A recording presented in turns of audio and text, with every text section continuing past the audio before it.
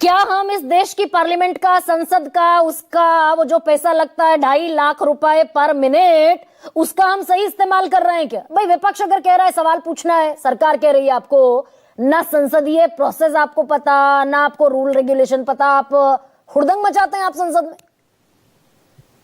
देखिए, हमारे पास जो डाटा है उसके हिसाब से हम संसदीय बहस के दिन हमारे कम होते चले जा रहे हैं।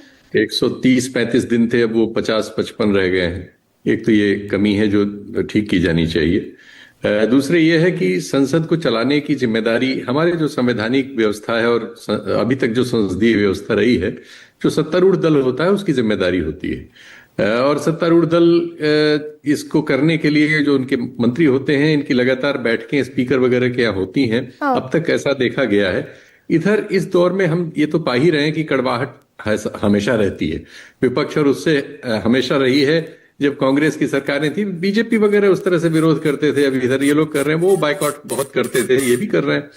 लेकिन कड़वाहट इस स्तर पर बढ़ गई है कि बहुत व्यक्तिगत सी लगती है इस समय, और इससे ये परिस्थिति पैदा हुई जो जयराम रमेश, शीतल जी, वो जो फर्रा निकाल कर रहा है जयराम रमेश, कागज निकाल कर लाए कि ईरान पर अमेरिका ने हमला किया और ईरान की प्रभुसत्ता को, संप्रभुता को चुनौती दी।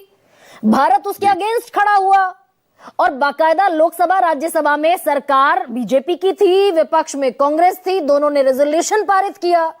तो बिल्कुल वही मसला आज की तारीख में भी है कि ईरान पर इन्वेजन किया अमेरिका ने। वो सवाल पूछ रहे हैं कि भाई अब हम ये क्यों नहीं कर सकते। देखिए, परिस्थिति थोड़ी एबनॉर्मल है इस समय। आप देखिए, 8 फरवरी को अमेरिकन सरकार का प्रेसिडेंट का साइन किया हुआ एग्जीक्यूटिव ऑर्डर है 14329 इसी साल का।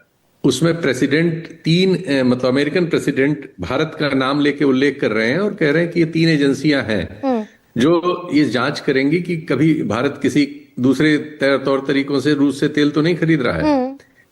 फिर यही सरकार, एग्जीक्यूटिव ऑर्डर था ये, तो ये इसको प्रेसिडेंट साइन करते हैं, ये रिकॉर्ड पर है, इसलिए मैं इस बात कर रहा हूं। वर्बल बातें अपनी, जिस दिन इंटरिम अग्रीमेंट का फ्रेमवर्क जारी हुआ, उसके एक दिन पहले ये व्हाइट हाउस से जारी हुआ। जी जी जी।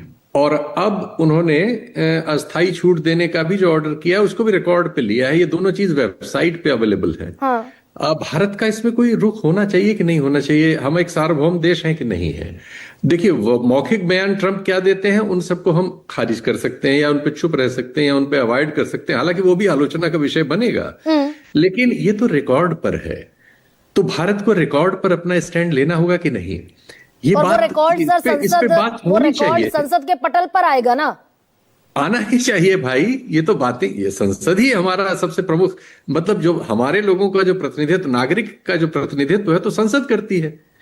तो अगर नागरिकों का प्रतिनिधित्व करने वाले मंच पर इन चीजों के उत्तर नहीं आएंगे, और फिर हल्ला गुल्ला होगा, तो हमारा जो रिकॉर्ड 130 दिन की जगह 55 दिन रह गया है, वो और घटिया हो जाएगा। ऑपरेशन सिंदूर हुआ। सर एक सेकंड, छोटे छोटे क्लैरिटी मुझे भी दे दीजिए और दर्शकों को भी, कि हम किस तरफ दरअसल बढ़ रहे हैं।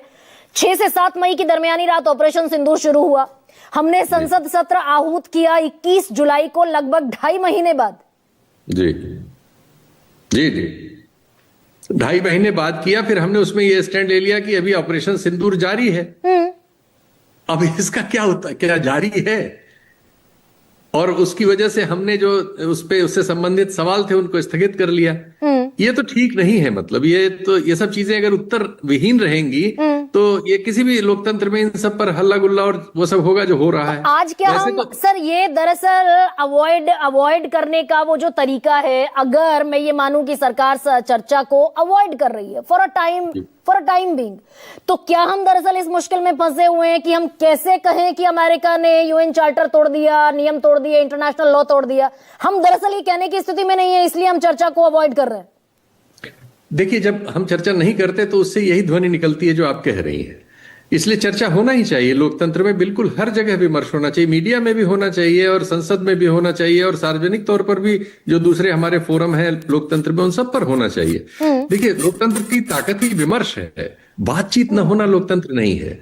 और इसको स्थापित रखने की जिम्मेदारी, प्रथम जो जिम्मेदारी होती है वो जो पावर में होता है उसकी होती है, जो सरकार होती है। सरकार कह रही है कि भाई ये तो स्पीकर पर चर्चा करना चाहते थे, इन्होंने प्रस्ताव दिया स्पीकर पर चर्चा के लिए, अब भाग रहे हैं, अब साहस नहीं है चर्चा करने का। स्पीकर पर ये चौथी चर्चा है, पहली बार नहीं है। देश आजाद हुआ था तो उसी समय मुझे लगता है 1953 या 54 में यह अविश्वास प्रस्ताव पहला आ गया था। तो ये हमारे लोकतंत्र की या दुनिया के लोकतंत्र की ये सब नॉर्म है। ये इसमें कोई क्या गलत बात है? किसी भी चीज पे बात हो सकती है। बातचीत होने के लिए भाई हमें तो कोशिश करना चाहिए कि बातचीत ज्यादा से ज्यादा हो। नहीं, अभी ज्यादा बड़ी जरूरत युद्ध है भाई। आरपी सिंह कह रहे हैं सरकार का प्रेरोगेटिव है, सरकार तय करेगी। अभी ज्यादा बड़ी जरूरत युद्ध है, अरविंद केजरीवाल हैं, या फिर दरअसल ये स्पीकर साहब के अविश्वास प्रस्ताव पर नोटिस है? प्रायोरिटी क्या है आज की? देखिए, प्रायोरिटी भी इन्हीं दोनों को तय करनी है, पक्ष विपक्ष को। हम लोग तो उस पर बहस कर सकते हैं। हम तो यही कहेंगे कि भाई बात करो यार, देश को पता लगे क्या है, दुनिया में क्या हो रहा है हमारे खिलाफ। हाँ, बात होनी चाहिए। और रोहित अग्रवाल भाई, इस पर